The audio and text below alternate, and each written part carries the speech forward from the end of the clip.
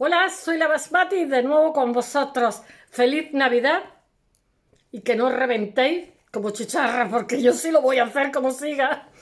Voy a tener que meter el blue jeans, el vaquero, con calzador, al paso que voy. Bueno, hoy vamos de Ciro el Grande, la antigüedad, que ya sabéis que a mí todo lo que sea, yo que sé, Persépolis, el reino de Ita, los medos, Ciro, es algo que me maravilla. Bueno, los persas son un antiguo pueblo nómada que habita desde el siglo X en la altiplanicie de Irán.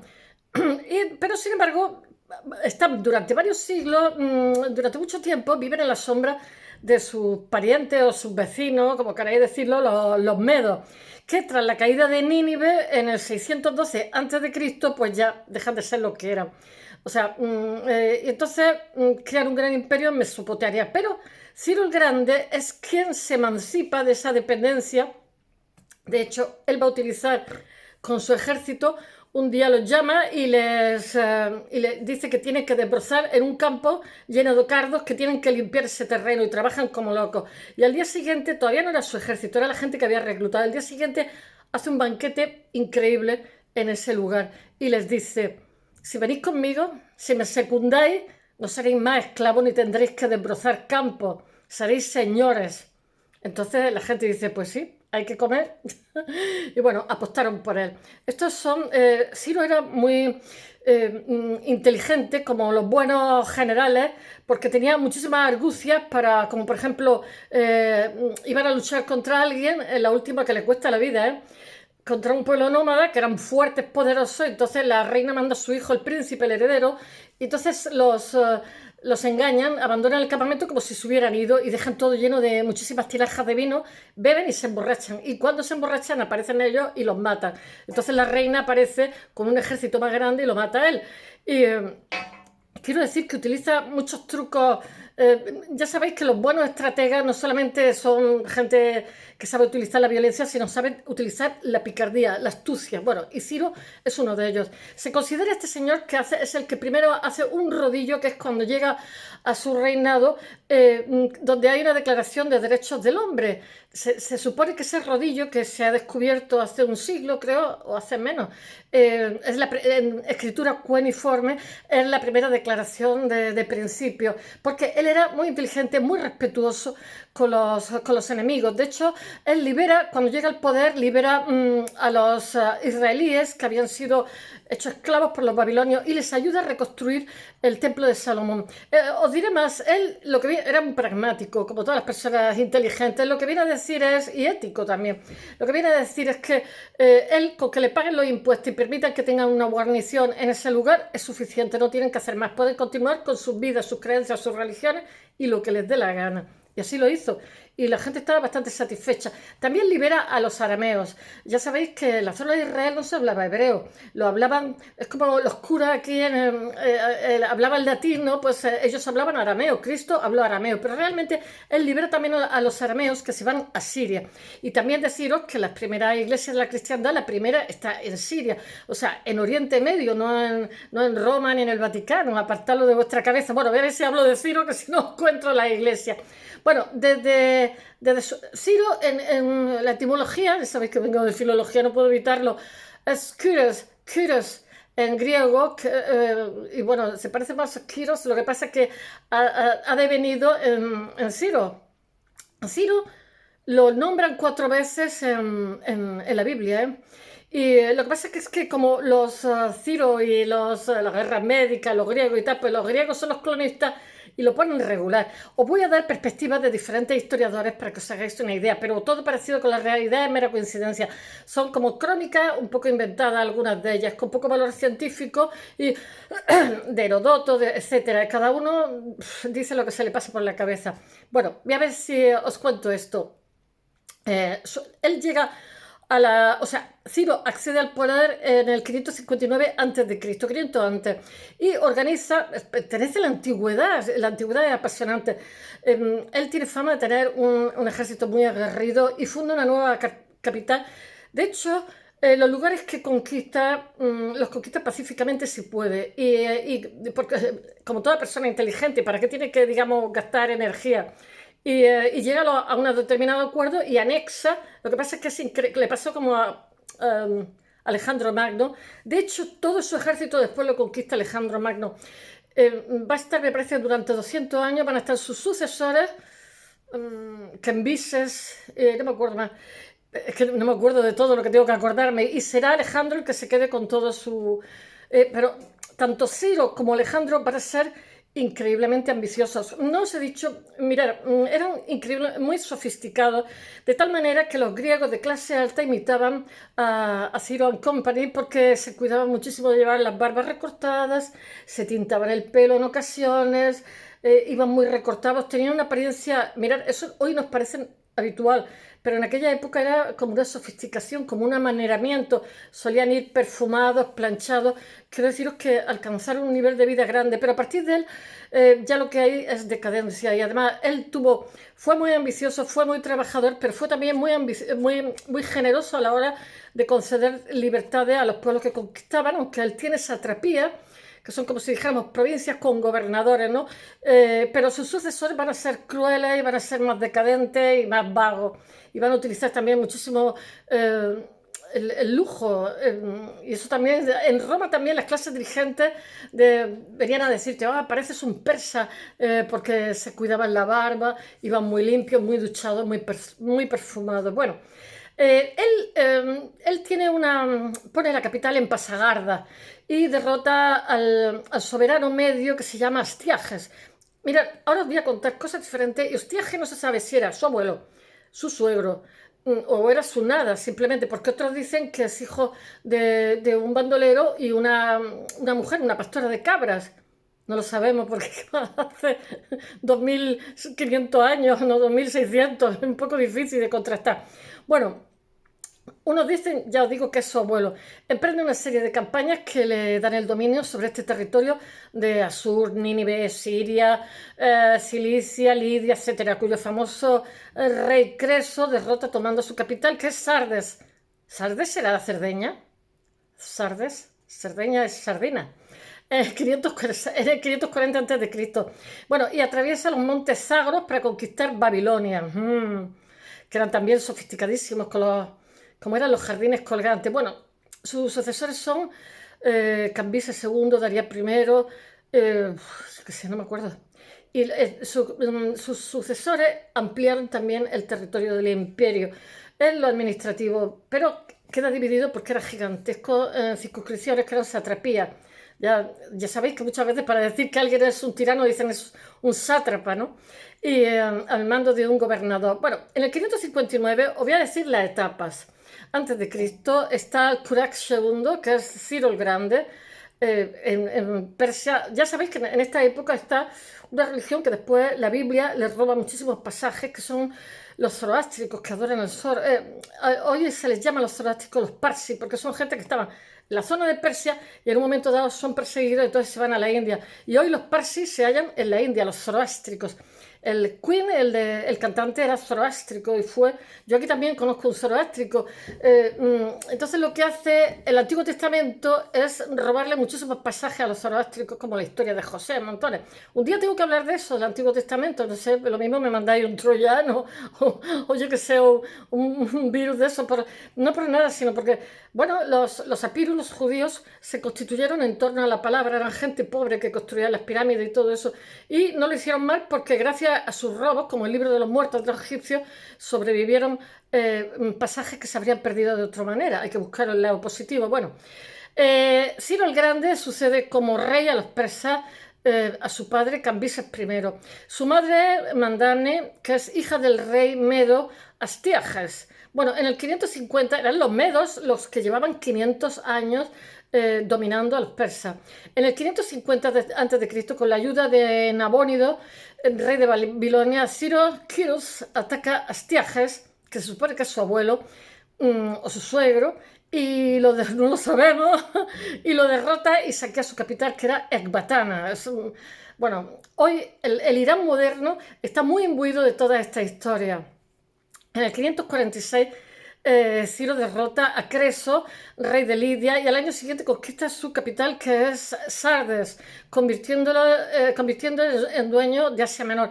Asia Menor era Anadolú, Anatolia, Turquía, que es un lugar de paso, porque nosotros cuando éramos pequeños estudiábamos y se introdujeron, porque todo el progreso en la antigüedad, que viene de China, de la India, etcétera, hay como un flujo entre la zona de Grecia, el Mediterráneo, con la zona del Indo, por decirlo de alguna forma, ¿no? Bueno, pues todo eso pasaba por el Anadolú, Anatolia, y claro, en Turquía son medio orientales, medio occidentales, pero es que los ves físicamente también son, lo mismo te los encuentras rubios con ojos clarísimos, que tienen todos los eslavos, que te lo encuentras mediterráneos, morenitos, que te lo encuentras chinoides, porque claro, los turcos fueron un imperio y realmente los que conquistaron Estambul, Constantinopla, eran gente que venía de Asia Central y unido a que hace...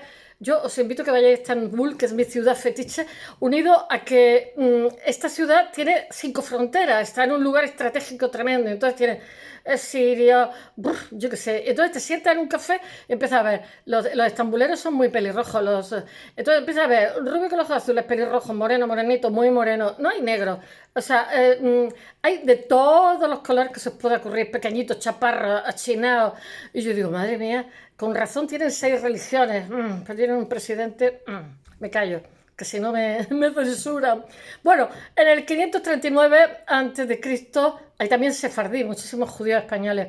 Entra en Babilonia tras vencer a su rey, Nabónido, permite volver a su tierra a los pueblos deportados. Él no se ensaña cuando gana por los babilonios, entre ellos a los hebreos, por eso es nombrado 3 veces en la Biblia. En el 530 a.C. lo nombran para bien, porque decía que Ciro había sido ungido. Claro, por eso tenemos que tener cuidado con las crónicas del pasado, porque según le haya ido bien o mal, los griegos, por ejemplo, a Ciro lo ponen bajado en burro. O sea, aquí según te vaya la crónica es positiva o negativa. Bueno, en el 534 a.C. él muere luchando contra un pueblo nómada que se contaba que son los masagetas. Masagetas, de un nombre, que eran escitas cerca del mar de Aral. Y le sucede a su hijo Cambises II. Cuando él va a luchar, era inteligente, dejaba a su hijo ya en el trono como heredero por si pasaba cualquier cosa, y llega a pasar. Bueno, pero las versiones que hay, que os voy a contar, a ver si me doy prisa, son totalmente contrapuestas de lo que es su vida. Uno que se murió en la cama, otro que le pegaron un corte en el muslo, otro que no sé qué. O sea, aquí todo parecido con la realidad es mera coincidencia. Nos tenemos que quedar con lo que queramos, porque, en fin, quizás unas cosas de uno y otras de otro. La imagen de los reyes persas Aqueménides, este era Aqueménides, y el extenso imperio que domina entre los siglos 4, o sea, 6 al 4 durante 200 años antes de Cristo, depende de la visión que dejan de ellos los antiguos griegos que no los podían ni ver. Porque desafiaron su poder en las guerras médicas. Estuvieron a punto de perderla. Eso, me parece que cuando lo ganan, habéis visto la película 300, ¿no? Cuando lo ganan, se hace una maratón, un señor que corre para dar la información. Bueno, la figura de Ciro está... Cuando estudiaba las guerras médicas, decía yo que serán médicos. La figura, que es un mal chiste, pero lo pensaba de verdad. La figura de Ciro se crea desde la reprobación, es decir, desde la visión generalizada por la enemistad. Eso, o sea, es el filtro que se le pone y la amenaza que sienten los griegos con este imperio que está liderado, los griegos que eran los atenienses, espartanos, etcétera, ante el desafío que representa el gigante persa, porque era un imperio y ellos eran aunque era un país poderoso, culto, etcétera, etcétera, eran nada y menos al lado de esta gente. Bueno, la información que llegó a través de la obra filosófica o histórica o hasta piezas teatrales, pues son, en fin, un poco veraces, pero también un poco fantasiosas. Tienen mucho de ficción y fantasía, que atribuye a los reyes Aqueménides los vicios y los comportamientos de degenerados, porque claro, era el enemigo, tenían que ponerlo bebé, o el potencial enemigo, y entonces lo hacen de vicios innobles. Pero Ciro el Grande no era tan degenerado, porque era como Alejandro Magno, era muy trabajador y muy disciplinado. Bueno, aparecen como monarcas débiles, viciosos, soberbios, crueles, amantes del lujo e indolentes, y siempre amenazados por las conjuras de los harenes. Son bárbaros gobernantes, eso decían los griegos, de un mundo exótico que a ellos les parecía. Los griegos, cuando algún niño destacaba, lo mandaban a Oriente, porque era como el progreso. Ellos sabían que si alguien destacaba en filosofía y tal. Y de hecho, cuando Alejandro conquista, llega hasta Mohenjo-Daro, abre como un canal donde va a fluir, de hecho, las representaciones de Buda, estos Budas que rompieron los talibanes, eran Budas que Buda nunca había sido representado. Como los griegos se quedaron allí, pues decidieron representar a Buda y lo representaron como un griego. O sea, las primeras representaciones de Buda son griegas.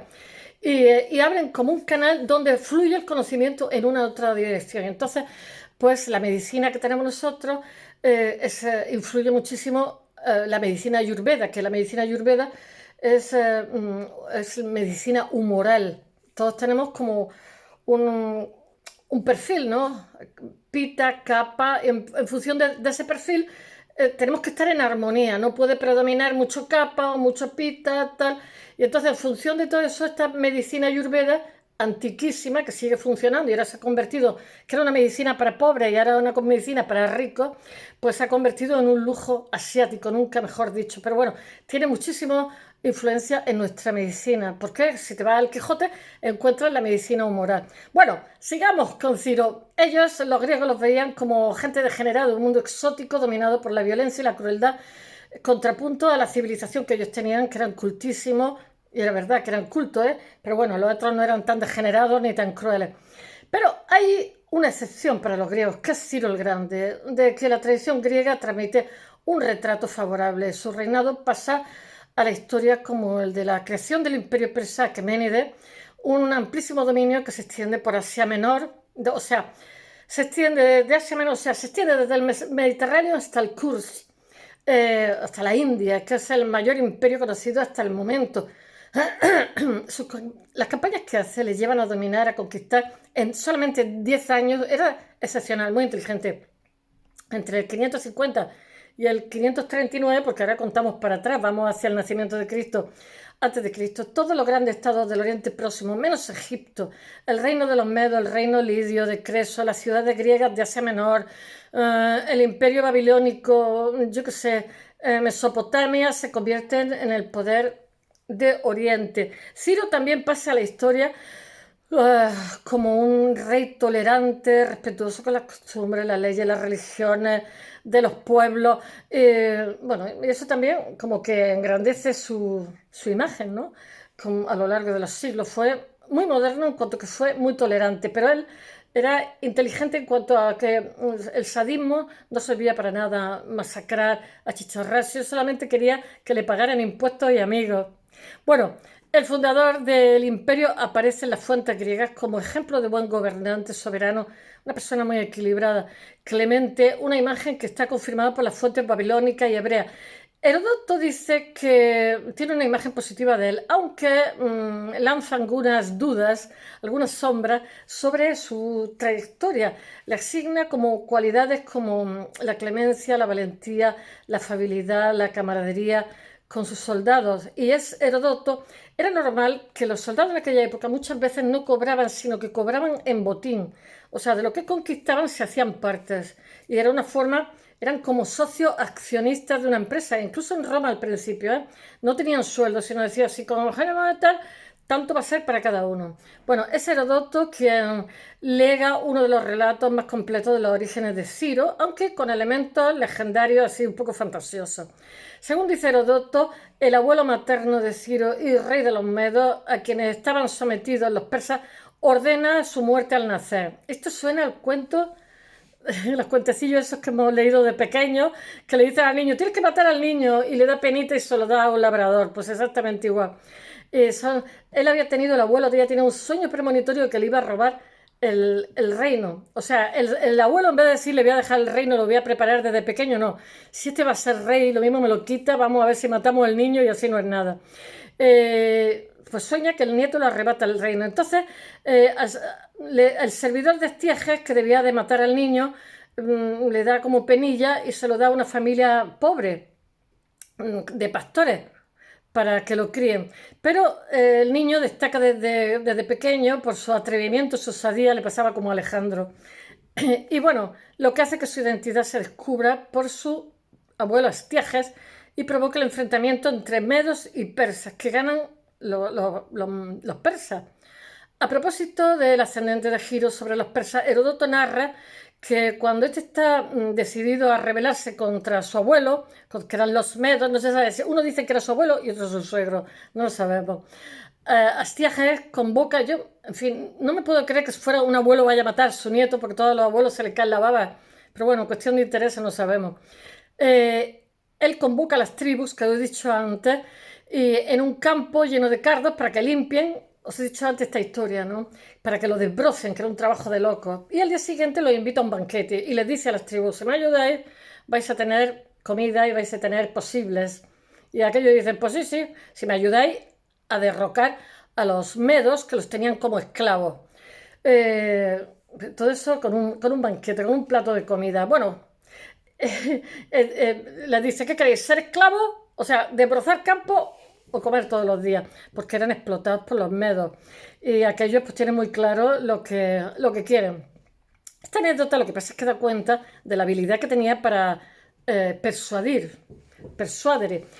Ciro motiva a sus soldados para la guerra, que es un hecho clave en sus futuras conquistas. Siempre va a ser un buen militar logístico. Heródoto afirma que la importancia de Ciro ante los persas era tan grande que incluso lo consideran como el padre, como un padre, algo corroborado por Plutarco también, que es un historiador, otro historiador griego, quien dice que los persas aman a los de la nariz. Aquí en España tenemos buenas narices también, curvas, porque Ciro tenía una nariz aguileña, tenía una narizota. Bueno, junto a esas referencias positivas, Heródoto informa que algunos comportamientos preocupantes de su vida, como es el castigo, es que al que somete a un río. Es que resulta que para ellos los ríos eran sagrados.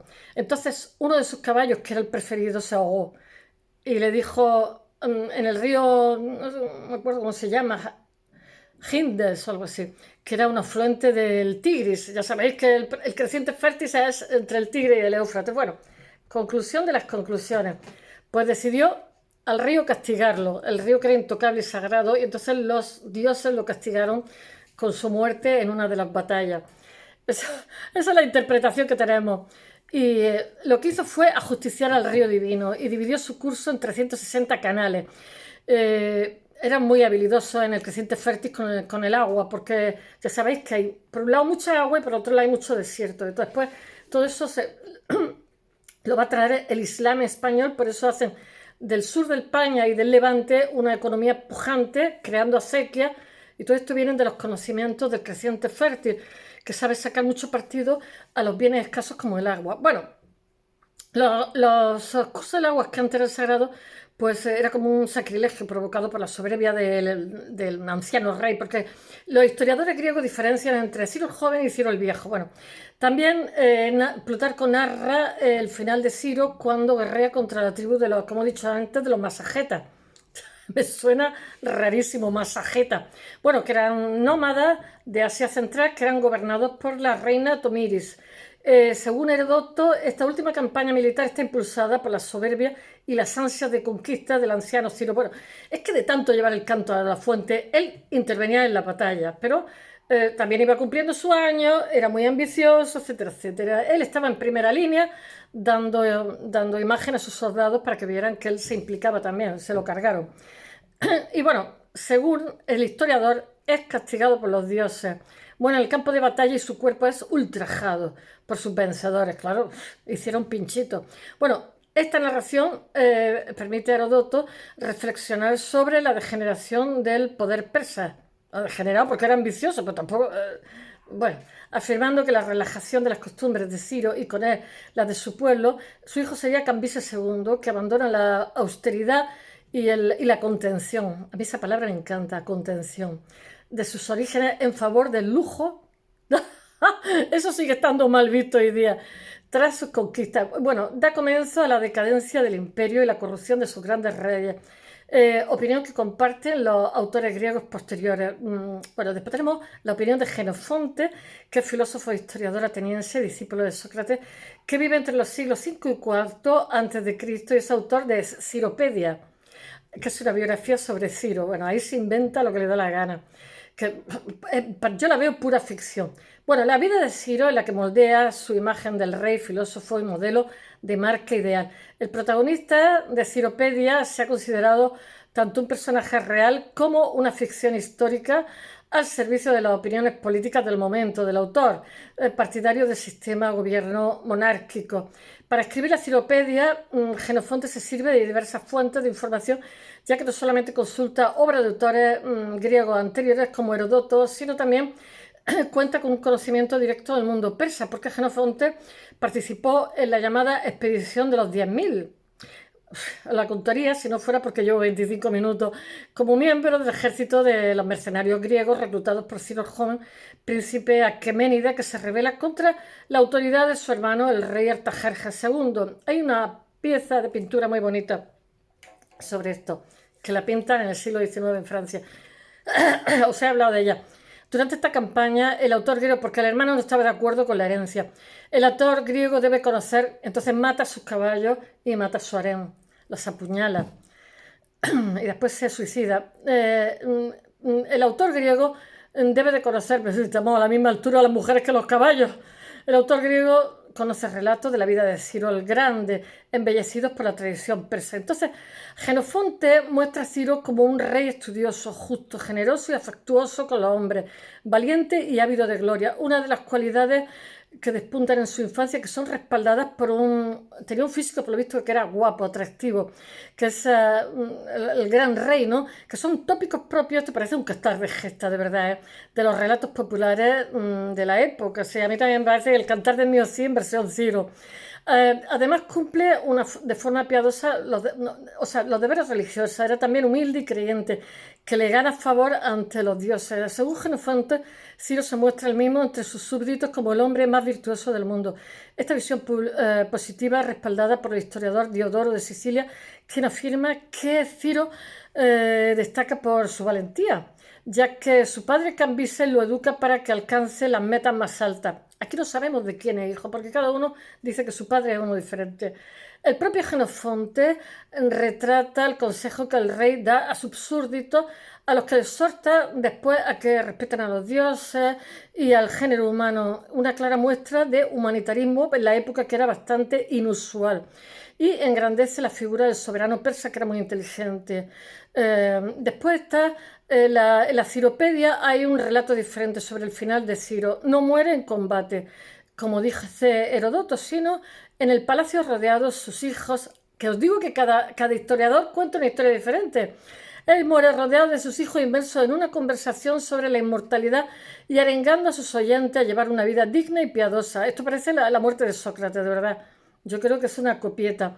Esto recuerda a Sócrates, mentor de Jenofonte, que se suicida rodeado de sus amigos y discípulos después de darle una charlita, después de que los atenienses lo condenaran a muerte a beber cicuta. Bueno, Platón también habla de Ciro y lo muestra como un modelo de justicia y sabiduría. Según Platón, los persas de la época de Ciro respetaban el justo medio entre servidumbre y libertad, hecho que propicia que se convierta en dueño de un imperio. Pero este equilibrio se rompe bajo los sucesores de Ciro, que van a ser Cambises, como he dicho, Cambises II, que sucumben a los lijos y la decadencia. Pero sabemos si eso fue así, porque los griegos no podían verlos, aunque hablaran bien de él. No podían verlos porque los temían, lo que provoca la desaparición del imperio. Bueno, no todos los autores griegos son tan favorables, hay otros que hablan fatal. Es el Ctesias, es médico e historiador griego del siglo V a.C. y este lo pone a bajar de un burro.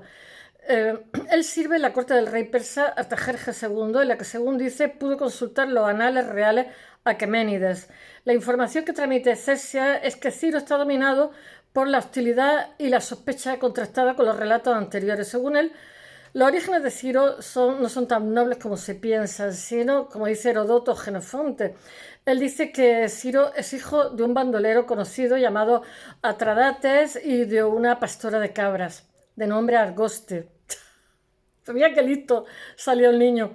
Tras rebelarse contra el dominio del rey Artiages, se casa con su hija Casamitis y después de asesinar al marido de esta, Espitamas, ellos se convierten aquí, esto es, cada uno cuenta una cosa, esto se convierte, esto le da a Ciro el acceso a la realeza por la usurpación, al no tener derecho por nacimiento al trono medo. Asimismo, Cesias narra un final diferente al que habían dicho los anteriores Heródoto y el fundador del Imperio Persa, que se debe a una herida que tiene en el muslo sufrida durante un enfrentamiento contra los dervises, que eran un pueblo de Irán oriental.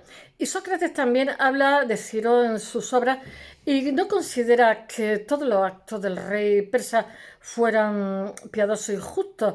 Así, a propósito, es que se hizo como un cantar de gesta. A propósito de la guerra entre Medo y los persas, afirma que una vez derrotado el Medo Astiages, abuelo de Ciro, este había ordenado, ahora dice que abuelo, antes que era suegro, antes que no era nada, habría ordenado injustamente su muerte. Hemos de entender que esta visión está más matizada a partir de la óptica del autor, ya que Sócrates fue un gran defensor de la unión militar de los griegos frente a la amenaza persa, que contribuye que llena de visión, o sea, llena de sombra la visión del rey Aqueménida, o sea, está criticándolo. Ciro el Grande es el rey Aqueménida mejor tratado por la tradición griega, a pesar de todo, aunque su imagen es generalmente bien valorada por los autores griegos, que lo presentan como un monarca social o ideal, modelo de soberano sabio, piadoso y justo. También existen opiniones sobre él que manifiestan el temor y la desconfianza. Según la tradición griega, su hijo Cambises II inició la decadencia del imperio persa. A partir de entonces, que será gobernado por los déspotas crueles, impíos y arbitrarios, entre los que destacan Jerjes, el rey Aqueménides, que se atreve. Ellos van a dominar a partir de Ciro durante 200 años. Que Jerjes va a atacar la Grecia continental. La tradición griega lega la historia a la valoración parcial y subjetiva de la monarquía persa, y que ha perdurado hasta nuestros días. Bueno, los orígenes legendarios de Ciro son muy semejantes a los de otros héroes abandonados en su infancia, como Sargón de Akkad, Moisés o Rómulo. Heródoto cuenta que cuando nace Ciro, su abuelo materno, el soberano Medo Artiages, pues lo que os contaba años antes, sueña que le arrebata el poder, entonces lo manda a su consejero Harpago a que mate al niño, pero aquel le da al boyero Mitradates, cuyo hijo recién nacido ha muerto. A instancia de su esposa, Mitradates le pone a su hijo difunto en los ropajes de Ciro y lo abandona en el bosque mientras que cría al príncipe. Un día, Astiages reconoce al joven por su prestancia y castiga la traición de Harpago, matando a su hijo y sirviéndose de su carne en un banquete. Ay. Tiempo después, Harpago ayuda a Ciro cuando se rebela contra Astiages y lo destrona. Otras tradiciones, esto es todo una mitología tremenda. Otras tradiciones de Oriente lo que hacen es comparten la visión positiva que los griegos tenían sobre Ciro.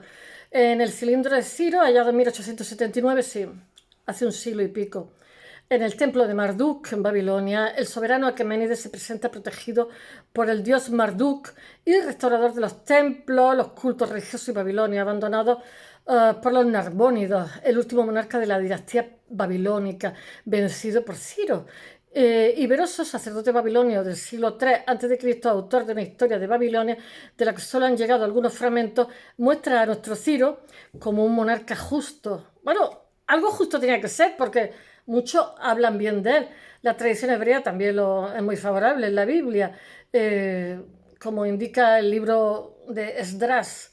Y autoriza la reconstrucción del templo de Salomón, libera a los hebreos que en Babilonia eran presos y les deja su retorno, que habían estado en Babilonia desde el tiempo del rey Nabucodonosor II, cuando destruye el templo de Salomón y se los lleva. Bueno, ello permite ser considerado como un monarca especialmente respetuoso de la religión de los territorios conquistados, hasta el punto de que hay quien considera la inscripción del cilindro de Ciro como la declaración de los derechos humanos más antigua de la humanidad.